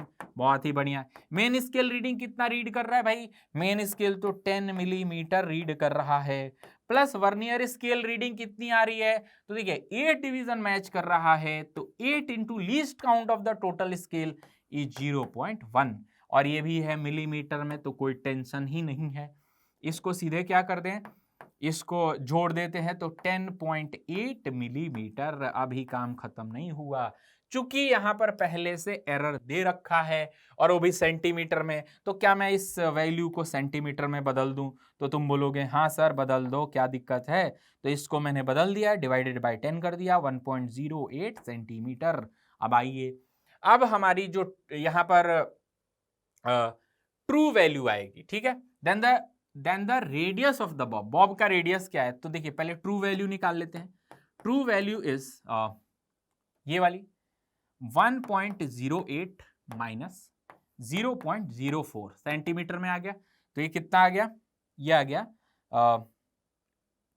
1.04 centimetre. बहुत ही बढ़िया, 1.04 सेंटीमीटर। अच्छा, अब तुम सोचोगे हाँ सर ये आ गया 1.04, कर देना इक्वेट, तो आंसर है नहीं। फिर से गलत पाए जाओगे और यहां पर तुझे सजा के फॉर्म में मिलेगे -1। क्यों? क्योंकि यहां पर देखिए यहां डायमीटर मेजर करने को बोला है, तो ये जो तुमने निकाला ना ये क्या है? ये डायमीटर है। इसलिए ध्यान रखना, इतना मेहनत करने के बाद भी मेहनत पर पानी पड़ सकता है, इसलिए सावधानी हटी और दुर्घटना घटी। तो थोड़ा इतना तक सतर्कता बरत लिए तो आगे भी बरतिए, थोड़ा सा पेशेंस रखिए। तो देखिए ये हो गया डायमीटर, तो रेडियस कितना आ जाएगा? उसका आधा। आधा कितना हो गया भाई? तो हो गया 0.52 सेंटीमीटर। अच्छा, इसको मुझे 10⁻⁻² में लिखना है, लिख दे, कौन सी बड़ी बात है सर? 52 इंटू 10⁻⁻² सेंटीमीटर आ गया। फिल इन द ब्लैंक्स की value, fill in the blanks की वैल्यू कितनी आई? 52। वाह सर वाह, मजा आ गया। क्या क्वेश्चन है? नहीं, क्वेश्चन कुछ नहीं है, क्वेश्चन बड़ी सिंपल है, खेल केवल यहां है। डायमीटर तुमने निकाला और पूछा क्या? रेडियस। तो कर भी क्या सकता है, एक ही वर्नियर कैलिपर्स, एक ही स्क्रू गेज और इससे रिलेटेड तमाम क्वेश्चंस बनते हैं, तो थोड़े थोड़े थोड़े थोड़े इधर उधर मॉडिफिकेशंस करता है, फंसाने की कोशिश करता है, हमें फंसना नहीं है। ठीक है, चलिए आगे बढ़ते हैं नेक्स्ट क्वेश्चन की ओर। हमारे सामने एक क्वेश्चन है, two resistors R1 is equal to 4 plus minus 0.8 ohm and R2 is equal to 4 plus minus 0.4 ohm are connected in parallel. The equivalent resistance of their parallel combination will be. देखिए, जब हम series का value निकालते हैं, मतलब series में जब हम रिपोर्टिंग करते हैं, तो सीरीज के लिए लीनियर कॉम्बिनेशंस होते हैं R1 प्लस R2, और उसमें एरर निकालना भी बड़ी आसानी से निकल आता है, और उसमें हम एरर्स को भी क्या करते हैं, जोड़ते हैं। लेकिन जब बात पैरेलल की आती है तो थोड़ा सा हमें सावधान हो जाना चाहिए, बिकॉज पैरेलल कॉम्बिनेशन में जब हम R इक्विवेलेंट निकालते हैं उसका रिलेशन लीनियर नहीं होता है। उसका रिलेशन कैसे होता है पैरेलल का, 1 upon R equivalent is equal to 1 upon R1 plus 1 upon R2। अब देखिए, जो डायरेक्ट सम लीनियर सम होता था उसमें तो हम दोनों तरफ डेल्टा आर लेके काम चला लेते थे, लेकिन यहाँ नहीं है। यहाँ कहीं यहाँ इन दोनों का सम भी है, और इसके बाद से सिंप्लीफाई करने पर प्रोडक्ट और डिवीजन का फॉर्म भी बन जाएगा। इसलिए हमें चुपचाप क्या करना चाहिए, यहां पर बेसिक से स्टिक करना चाहिए और डायरेक्ट डिफरेंशिएट करना चाहिए दोनों साइड। तो देखिए, इसको आगे बढ़ाएंगे तो कैसे डिफरेंशिएट करते हैं, इसको हम लिखेंगे लेफ्ट हैंड साइड को minus D of R equivalent upon R equivalent का स्क्वायर पावर रूल से, फिर यहां पर minus of D R1 upon R1 का स्क्वायर, और फिर plus minus of D R2 upon R2 का स्क्वायर। ठीक है, माइनस माइनस माइनस आके चला गया। ठीक है, अब यहां पे D R equivalent upon R equivalent का square is equal to D R1 upon R1 का square plus D R2 upon R2 का स्क्वायर। बहुत ही बढ़िया। अब करना क्या है, अब केवल इन वैल्यूज को पुट करना है। क्या क्या वैल्यूज हमें चाहिए, हमें एक्चुअल में निकालना है रिपोर्टिंग ऑफ पैरेलल कॉम्बिनेशन। तो देखिए, पैरेलल कॉम्बिनेशन को अगर मैं रिपोर्ट करूंगा तो R equivalent plus D R equivalent के फॉर्म में रिपोर्ट करूंगा, या डेल्टा आर इक्विवेलेंट के फॉर्म में। ठीक है, आर इक्विवेलेंट मतलब ओरिजिनल वैल्यूज का इक्विवेलेंट विदाउट एरर, अब प्लस जो एरर आ रहा है डी आर इक्विवेलेंट वो वैल्यू, इन दोनों का सम जैसे कि चारों ऑप्शंस में हम देख सकते हैं। तो आर इक्विवेलेंट की अगर हम बात करें तो R1 की वैल्यू 4 है और R2 की वैल्यू 4 है, इन दोनों का पैरेलल कॉम्बिनेशन कितना आएगा, तो आएगा 2। ठीक है, इसका मतलब आर इक्विवेलेंट कितना मिल गया बच्चों, ये आ गया 2 ओम। बहुत ही बढ़िया। अब हमें क्या निकालना है, डी आर इक्विवेलेंट। तो देखिए यहां से दिख रहा है D R equivalent is equal to R equivalent दूसरी साइड जाके मल्टीप्लाई हो जाएगा। ठीक है, उसको मैं मल्टीप्लाई कर दूंगा। डी R1 पहला टर्म क्या है राइट हैंड साइड में, डी R1 देखिए ये है चेंज और error in R1 which is 0.8 upon R1 square कितना आ जाएगा 16। इसी तरह R2 कितना है, तो यहां पर हमारा R2 है 4 और डी R2 कितना है 0.4 डिवाइडेड बाय 4 का स्क्वायर। ठीक है, और मल्टीप्लाइड बाय आर इक्विवेलेंट का स्क्वायर, यानी 2 का स्क्वायर कितना हो गया बच्चों 4। बहुत ही बढ़िया। अब इसकी वैल्यू अगर हम सिंप्लीफाई करके निकालें तो कितना हो जाएगा, देखिए यहां पर अगर मैं कॉमन ले लूं 1/16 को, तो देखिए 1/16 बाहर आ जाएगा इंटू 4, और पहला टर्म कितना आ जाएगा 0.8 और दूसरा टर्म है 0.4 विच बिकम्स 1.2। ठीक है, ये कितना हो गया 4 टाइम्स चला गया, ये कितना हो गया तो 0.3। इसका मतलब डी आर इक्विवेलेंट की जो वैल्यू आई वो कितनी आ गई, वो आ गई हमारी 0.3। इसका मतलब इसकी वैल्यू तो हम 2 ले आए थे और इसकी वैल्यू ले आए कितनी 0.3। इसका मतलब जो रिपोर्टेड आंसर होगा वो होगा 2 ओम प्लस माइनस 0.3 ओम, मतलब इस तरह का कुछ होगा 2 प्लस माइनस 0.3 ओम। ये हमारा करेक्ट आंसर है। ऑप्शन चेक करते हैं, ऑप्शन नंबर 3 मैच कर रहा है, तो ऑप्शन नंबर 3 बिल्कुल करेक्ट है। तो यहाँ पे हमारा थर्ड आंसर करेक्ट हो गया। बहुत ही बढ़िया। चलिए आगे बढ़ते हैं नेक्स्ट क्वेश्चन की ओर।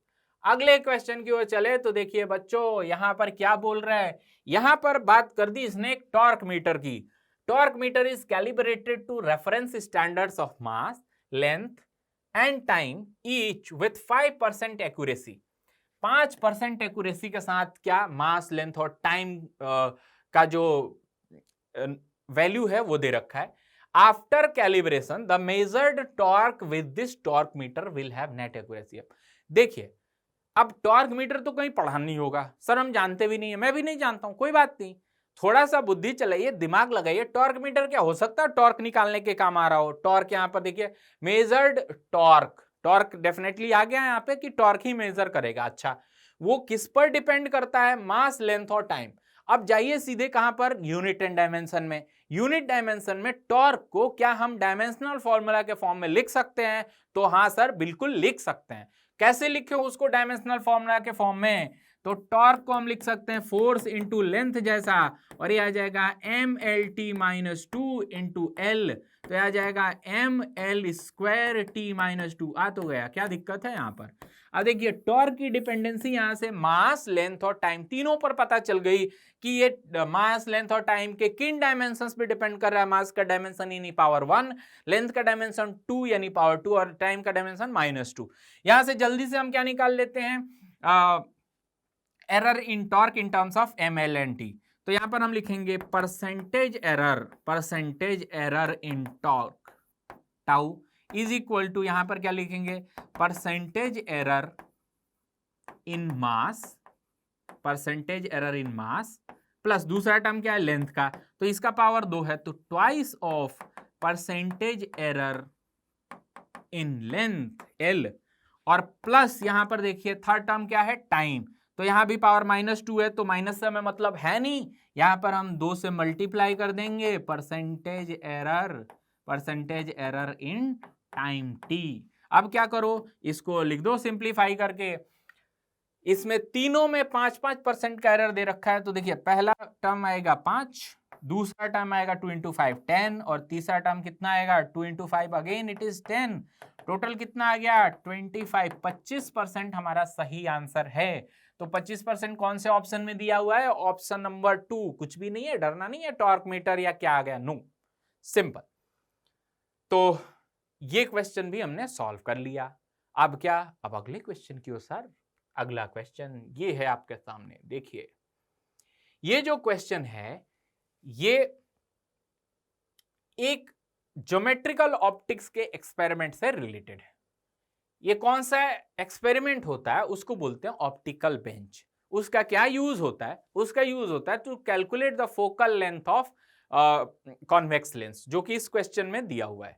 तो यहां पर देखिए, यहां पर जो हमारे पास एक ऑप्टिकल बेंच है, जिसमें बोल रहा है कि 2 मीटर का ऑप्टिकल बेंच का वो जो लंबाई है वो है, विथ लीस्ट काउंट कितना है 0.2 सेंटीमीटर। बहुत ज्यादा इंपॉर्टेंट है, आगे पता चलेगा कि यही सारा खेल बिगाड़ सकता है, बना सकता है।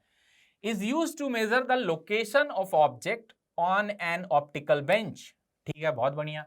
While measuring the focal length of a convex lens, the object pin and the convex lens are placed at 80 centimetre mark and 1 metre mark. मतलब कि उसने बोला जो ऑब्जेक्ट है वो 80 सेंटीमीटर मार्क पर है और जो लेंस है वो 1 मीटर मार्क पर है। ठीक है, the image of the object pin on the other side of the lens coincide with image pin is kept at 180 centimetre mark.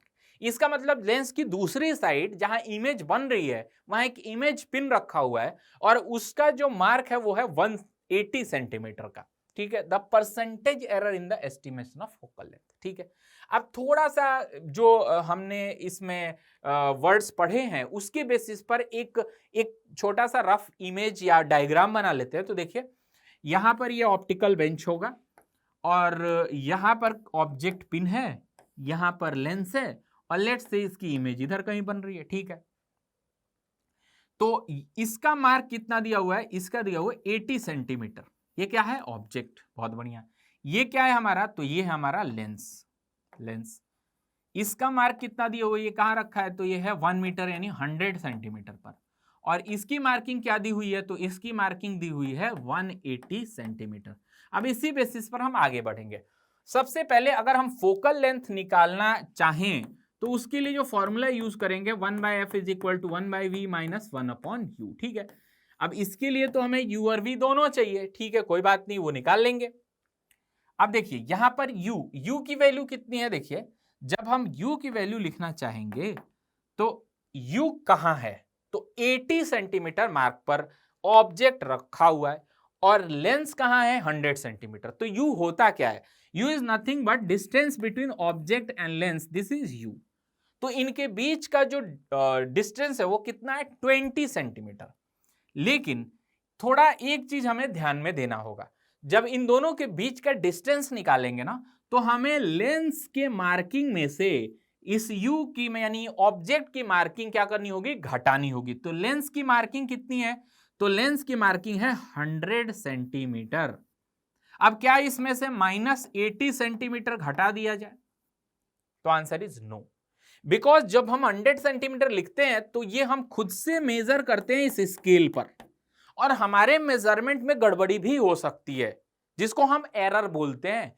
इसलिए यहां पर हमें एरर को भूलना नहीं चाहिए। और एरर कैसे हम निकालेंगे, तो देखिए ये लीस्ट काउंट दिया हुआ है स्केल की, यानी अगर हम 100 सेंटीमीटर का मार्क देख पा रहे हैं तो हो सकता है कि देखने में कुछ गड़बड़ी हो जाए या कुछ रैंडम एरर हो जाए, तो 100 की बजाय 102 दिखाई दे, यानी कि 100.2 सेंटीमीटर दिखाई दे, या फिर 100 -0.2 सेंटीमीटर दिखाई दे। इसका मतलब ±0.2 का एरर हो सकता है। इसलिए ये जो हमने 100 लिखा है ना, इसको साइंटिफिक वे में जो हम रिपोर्टिंग करते हैं इसको एरर के साथ लिखेंगे। कैसे, तो लिखेंगे 100 मतलब ऑब्जेक्ट, यहां लेंस की पोजीशन 100 ±0.2 और माइनस, अब लिखेंगे ऑब्जेक्ट की पोजीशन, तो ये कितनी है 80 ±0.2। अब सही लिखा गया।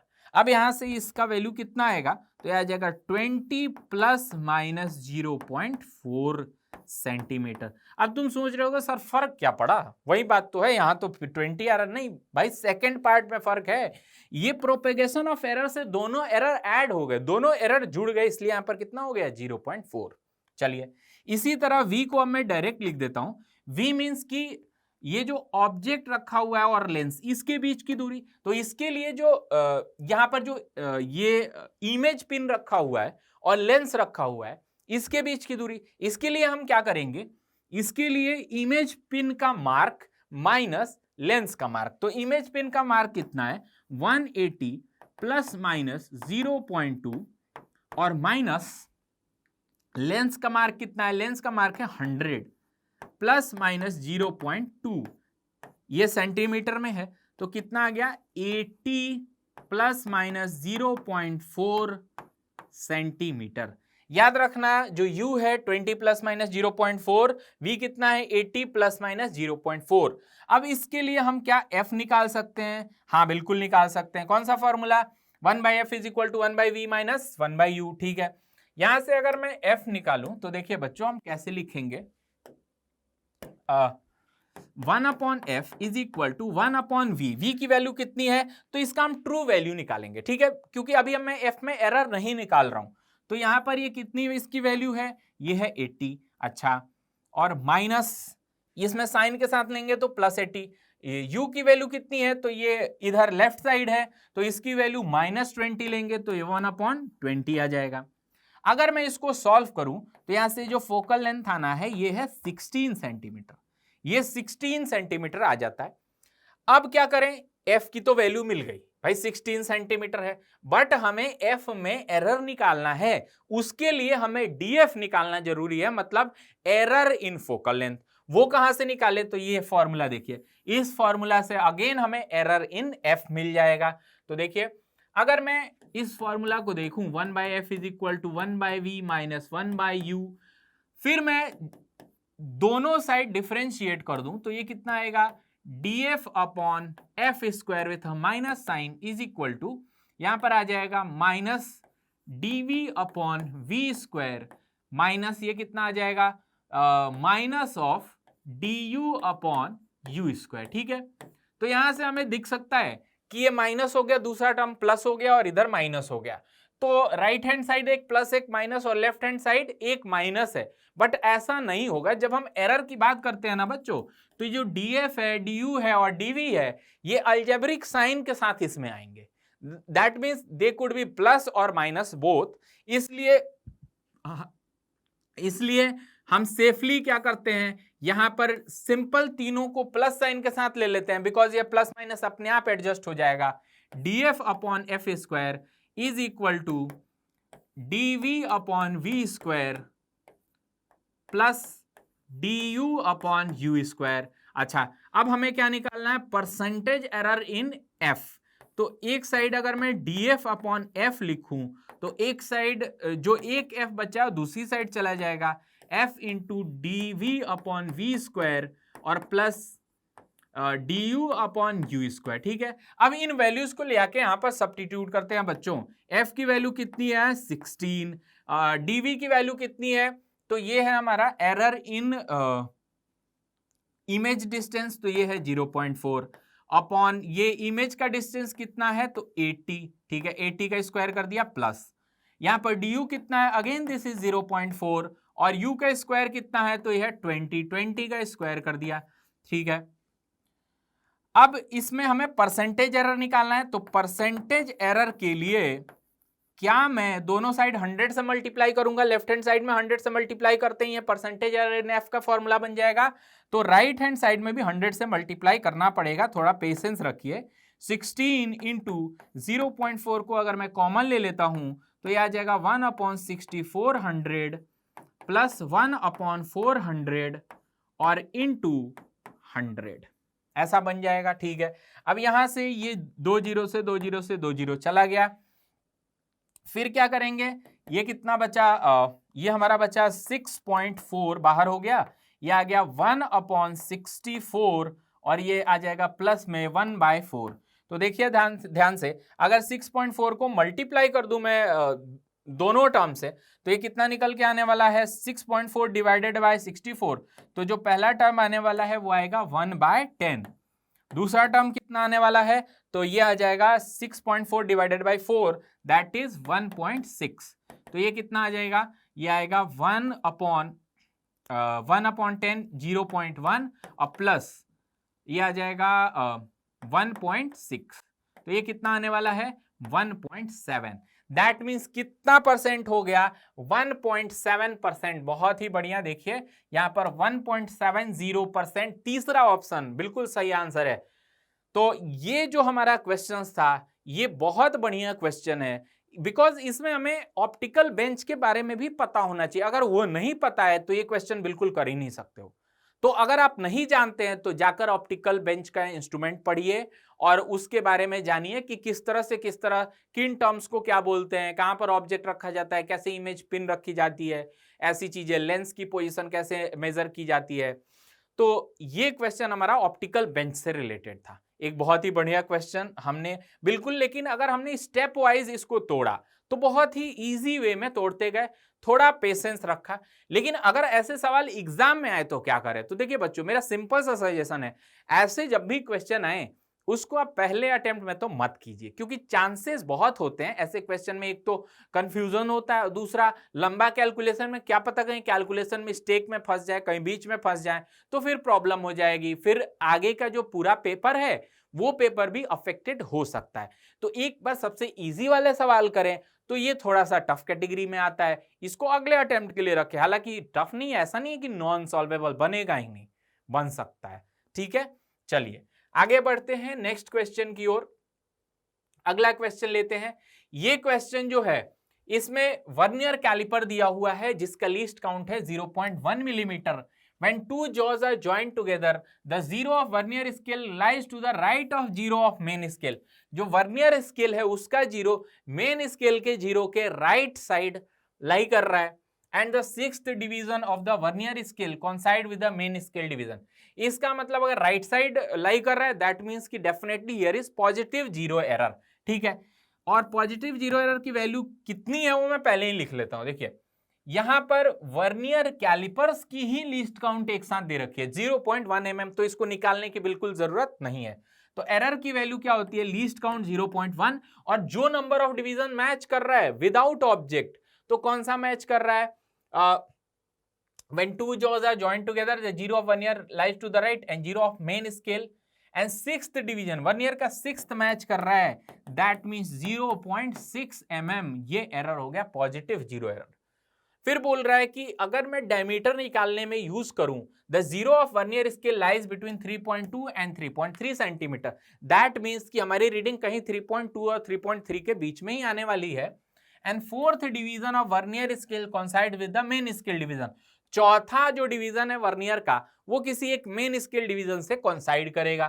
ठीक है, अब डायमीटर की वैल्यू कितनी होगी, तो यहां पर फिर से आते हैं मेजर्ड वैल्यू। ठीक है, मेजर्ड वैल्यू जो या ऑब्जर्व वैल्यू जो हमने देखा जब वहां पर डायमीटर मेजर किया गया, तो क्या होगा, ये तो 3.2 ये क्या है main scale reading plus vernier scale reading के लिए least count into number of vernier division matching, तो 4 डिवीजन मैच कर रहा है, तो 4 इंटू 0.1 ये कितना आ गया 3.2 प्लस 0.4 कितना आ गया बच्चों 3.6। और ये किस में आया एक बार देख लेते हैं। हाँ, एक चीज का हमें ध्यान रखना है, ये तो हमने सेंटीमीटर में लिया यहां पर, लेकिन ये दूसरा टर्म किसमें है मिलीमीटर, बहुत इंपॉर्टेंट है, इसको छोड़ना नहीं है, ऐसी गलती होती है। तो इसको जब मैं सेंटीमीटर में ले आऊंगा, अब आंसर देखिए, आंसर भी सेंटीमीटर में दे रखा है, तो हम इसको सेंटीमीटर में ले आएंगे, तो इस टर्म को मैं 10 से एक बार और डिवाइड कर दूंगा, तो इसको मैं क्या करूंगा, इसको 10 से डिवाइड कर दूंगा इस वाले टर्म को, तो इस सेकेंड टर्म को 10 से डिवाइड कर दें तो ये कितना आने वाला है, तो ये आ जाएगा 0.04। ठीक है, अब यहां पर कितनी वैल्यू आएगी, देखिए ये जो हमारी वैल्यू आएगी ये कितनी आनी है, ये आनी है 3.24, या आ गया 3.24 सेंटीमीटर। बहुत ही बढ़िया। अब क्या करें, एरर को घटा दें। अब यहाँ पर ट्रू वैल्यू जो होगी यानी सही वैल्यू डायमीटर की जो होगी वो होगी 3.2 माइनस जो एरर है वो 0 पॉइंट कितना है 3.24 माइनस एरर कितना है 0.6 मिलीमीटर में, तो सेंटीमीटर में 0.06। अब यहां से कितना आने वाला है, ये आने वाला 3.18 सेंटीमीटर। क्या देखते हैं कोई ऐसा ऑप्शन है? हाँ, ऑप्शन नंबर 1 बिल्कुल मैच कर रहा है, तो ऑप्शन नंबर 1 यहां पर करेक्ट है। देखिए ये भी बहुत ही सिंपल क्वेश्चन था, इसमें ऑलरेडी हमें लिस्ट काउंट वगैरह दे ही रखा था, तो कोई तकलीफ नहीं थी, एरर निकाला और जो मेजर्ड वैल्यू है उसमें से घटा दिया, पॉजिटिव 0 एरर था। तो इस प्रकार से ये क्वेश्चन भी सॉल्व हो गया। चलिए आगे बढ़ते हैं नेक्स्ट क्वेश्चन की ओर। अगला क्वेश्चन जब हम देखेंगे, ये क्वेश्चन हमारा असर्शन रीजन का है। फिर से इस क्वेश्चन में जो पहला स्टेटमेंट है ध्यान से पढ़िए। जो असर्शन रीजन टाइप क्वेश्चंस हैं ये भी जेईई मेंस में काफी फ्रीक्वेंट हो चुके हैं और उसमें भी ऑप्शन उलट पुलट के इधर उधर दे रहा है। तो इस दोनों चीजों का ध्यान रखना है कि असर्शन रीजन टाइप के लिए हम कैसे अप्रोच करें और साथ साथ किस तरह से हमें ऑप्शंस देखना है। देखिए अप्रोच का तरीका बहुत सिंपल है। सबसे पहले इंडिपेंडेंटली फर्स्ट स्टेटमेंट को चेक करते हैं, असर्शन को चेक करते हैं क्या इंडिपेंडेंटली फर्स्ट स्टेटमेंट ट्रू है। ठीक है, फिर इसी तरह सेकंड को चेक करते हैं क्या सेकंड ट्रू है। अगर दोनों ट्रू हैं तो बस आपको एक रिलेशन स्टैब्लिश करना होगा, क्या जो पहले में बोला जा रहा है उसका रीजन सेकंड में गिवन है। अगर आंसर इज यस तो हाँ पहला सही है और सेकंड एक्सप्लेन कर रहा है, ये वाला करेक्ट होगा।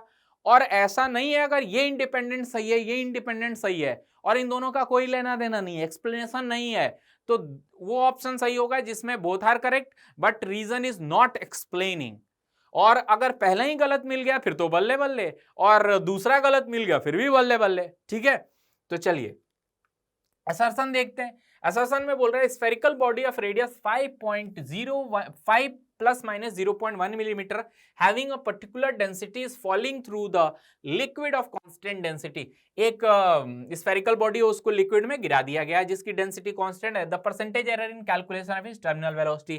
टर्मिनल वेलोसिटी आते ही स्टोक्स लॉ दिमाग में आना चाहिए। तो देखिए ये जो एरर का चैप्टर है ना ये पूरे फिजिक्स को कवर करता है, पूरे फिजिक्स को अलग अलग एक्सपेरिमेंट जहां जहां फॉर्मूलेज आते हैं किसी भी फॉर्मूले से रिलेट कर सकता है। तो हमें एक तो सारे फॉर्मूले रटे होने चाहिए, याद होने चाहिए, उसका कोई एक्सक्यूज नहीं है वरना सवाल बनेगा ही नहीं। तो ये पहला स्टेटमेंट। सबसे पहले इंडिपेंडेंटली इसी को चेक करते हैं। तो टर्मिनल वेलोसिटी से रिलेटेड जो हम फॉर्मूला जानते हैं वो होता है VT is equal to 2/9 sigma minus रो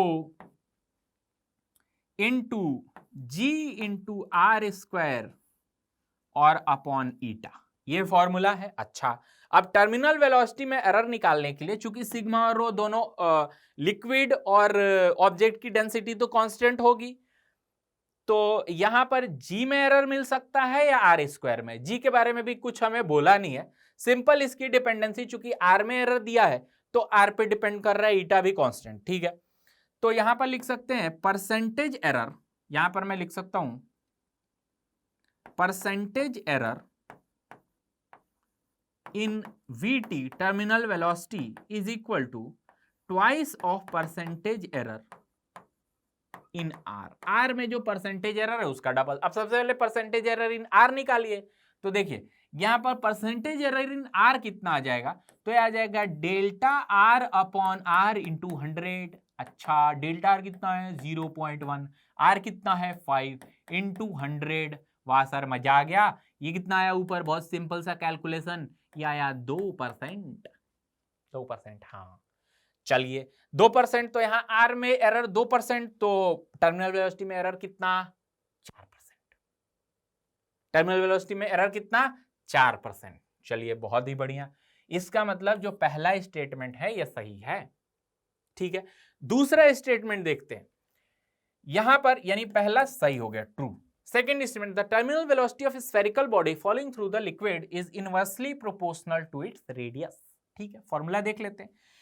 यहां पर terminal velocity inversely proportional to radius दे रखा है। भाई इनवर्सली कहां है, ये तो डायरेक्टली प्रोपोर्शनल टू रेडियस का स्क्वायर है, तो सरासर सेकंड स्टेटमेंट गलत है, फॉल्स।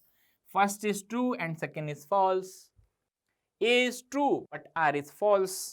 ये हमारा फोर्थ ऑप्शन इस बार टिक हुआ, तो यहां पर फोर्थ ऑप्शन सही हो गया। चलिए आगे बढ़ते हैं नेक्स्ट क्वेश्चन की ओर। ये क्वेश्चन क्या बोल रहा है, given below are two statements, one is labelled at assertion A, वही सेम असर्शन रीजन का सवाल। इसमें बोल रहा है for measuring the potential difference across a resistance of 600 ओम, यानी 600 ओम के अक्रॉस हम पोटेंशियल डिफरेंस मेजर कर रहे हैं एक रेजिस्टेंस के across. The volt meter with resistance 1000 ohm will be preferred over volt meter with 4000 ohm. अच्छा, ये क्या बोल दिया, ठीक है बताते हैं क्या बोला है। देखिए यहां पर अगर मैं एक कोई भी रेजिस्टेंस गिवन है, इसके क्रॉस पोटेंशियल डिफरेंस मेजर करना चाहता हूं, तो मेरे पास एक वोल्ट मीटर का कॉन्सेप्ट होता है। अच्छा, वोल्ट मीटर में आइडियल वोल्ट मीटर हम यूज करते हैं जिससे कि एकदम सही सही क्या मिले, पोटेंशियल डिफरेंस मिले। आइडियल वोल्ट मीटर का क्या प्रॉपर्टी होता है, उसका जो रेजिस्टेंस होता है वो इनफाइनाइट होता है। इनफाइनाइट मतलब क्या सर, इनफाइनाइट मतलब लाइक ये अगर हमारा 2 ओम है जिसका हम निकाल रहे हैं, तो इसका लाइक 2000, 4000, 20000 इस तरह से, तो उसके आगे लगभग 1000 गुना बहुत बड़ी वैल्यू है, ठीक है। बट अगर ऐसा नहीं है, लेट्स से हमारे पास रेजिस्टेंस 600 है और जो हमें ऑप्शंस दिए हैं वो है 4000 और 1000, मतलब ये लगभग इसके रेंज में ही है। तो इन दोनों में से अगर हमारे पास दो ही ऑप्शन है तो क्या करें, यूज तो करना पड़ेगा किसी एक को। मतलब कुल मिलाकर जानने वाली बात यह है कि इसका जो रेजिस्टेंस है जिसको हम जिसके अक्रॉस पोटेंशियल डिफरेंस निकालना चाहते हैं, उसके अक्रॉस जो वोल्ट मीटर निकाला गया लिया गया, उस वोल्ट मीटर का रेजिस्टेंस बड़ा होना चाहिए। तो अगर हमें 1000 और 4000 में कंपेयर करना हो तो definitely I will choose 4000। Reason बहुत सिंपल है, हम चाहते हैं कि इसके अक्रॉस जो पोटेंशियल डिफरेंस है वो एग्जैक्ट आए, ठीक है। लेट्स से ये वोल्ट मीटर नहीं लगा है, ये इनफाइनाइट रेजिस्टेंस का वोल्ट मीटर है, तो ऊपर से करंट जीरो जाएगा, है ना, सारा का सारा करंट नीचे से जाएगा, है ना। जो नीचे से करंट जाएगा तो आई इंटू दिस रेजिस्टेंस आर, ये हमारा पोटेंशियल डिफरेंस दे देगा। लेकिन अगर वोल्ट मीटर का कुछ फाइनाइट रेजिस्टेंस आ जाए तो वो कुछ ना कुछ करंट क्या करेगा, वो अपनी तरफ ड्राइव करेगा, तो कुछ ना कुछ करंट ऊपर चला जाएगा। अब वो जो आई की वैल्यू आनी थी वो आई इंटू आर यानी पोटेंशियल डिफरेंस आर के क्रॉस वो नहीं आएगा, वो बदल जाएगा। दैट मीन्स कि वो एग्जैक्ट कैलकुलेट नहीं करेगा। एग्जैक्ट कैलकुलेट नहीं करेगा तो हम क्या करें, उसमें भी एक्यूरेसी गेन करने के लिए हमें हाई रेजिस्टेंस वाला प्रीफर करना चाहिए। तो देखिए यहां पर जो हाई रेजिस्टेंस है वो किसका है, वो है हमारे पास 4000 ओम। तो यहां पर क्या लिखा है, 1000 ohm will be preferred over volt meter of resistance 4000 ओम। बिल्कुल गलत है, गलत है। तो पहला जो ऑप्शन है ये गलत मिल गया, गलत मिलते ही हमारा आंसर आ गया है, but still will discuss second part. देखिए ए इज नॉट करेक्ट, एक ही ऑप्शन में है A is not correct, that is option number 1, है ना। सेकंड देखते हैं, volt metre with higher resistance will draw smaller current than volt metre with lower resistance. हाँ, अभी जो मैंने आपको बताया, जिसका रेजिस्टेंस हाई है वो क्या करेगा, वो कम करंट ड्रॉ करेगा, और जिसका रेजिस्टेंस क्या है, लो है, वो ज्यादा करंट ड्रॉ करेगा। इसलिए हम हाई रेजिस्टेंस वाला प्रीफर करते हैं, क्योंकि ऊपर कम करंट जाए तो ज्यादा से ज्यादा एक्यूरेसी से क्या हो, पोटेंशियल डिफरेंस मेजर हो। इसका मतलब जो रीजन है ना, ये बिल्कुल सही सही एक्सप्लेन कर रहा है, बट क्या करे बेचारा, ससन ही गलत है। इसलिए यहां पर ऑप्शन नंबर 1 सही हुआ, E is not correct but R is correct. अब इसके साथ साथ आज हमारा एरर खत्म नहीं। इसका मतलब ये नहीं कि एरर चैप्टर खत्म हो गया सिलेबस से, एरर खत्म नहीं हुआ है। एरर के जो PYQs थे, जितने भी अच्छे PYQs हमने डिस्कस किए इस सीरीज में, उसका डिस्कशन ओवर। ठीक है, चलते चलते आपके लिए कुछ मोटिवेशन की बातें। क्या लिखा है, the best view comes after the hardest climb. मतलब जब आप सबसे ऊंचाई पर चढ़ते हैं, या आप अगर ऊंचाई पर जाते हैं, तो बहुत मेहनत और मशक्कत की जरूरत पड़ती है। जितनी तकलीफ चढ़ाई में होती है, उतने ही सुंदर नजारे उतनी ऊंचाई से उपस्थित दिखाई देते हैं। मतलब जितना ऊपर चढ़िएगा उतने सुंदर नजारे, जैसे माउंट एवरेस्ट पे चल गए, वहां पर जन्नत जैसी फीलिंग आएगी, बिल्कुल जन्नत लगेगा। इसका मतलब ये है, जीवन में जब हम अपने टारगेट की ओर या ऑब्जेक्टिव की ओर जा रहे होते हैं, तो बहुत सारी बाधाएं आएंगी, बहुत स्ट्रगल होंगे, बहुत सारी चीजों को फेस करना होगा। इन सब को फेस करते हुए जब हम पहुंचेंगे उस मंजिल तक, तो फिर पूरी दुनिया और सब कुछ इतना सुंदर दिखेगा कि हमें मजा आ जाएगा। इसीलिए इन बातों को ध्यान में रखते हुए आप अपने पढ़ाई को जारी रखिए। तब तक हमें दीजिए इजाजत, मिलते हैं किसी नए वीडियो के साथ। All the best.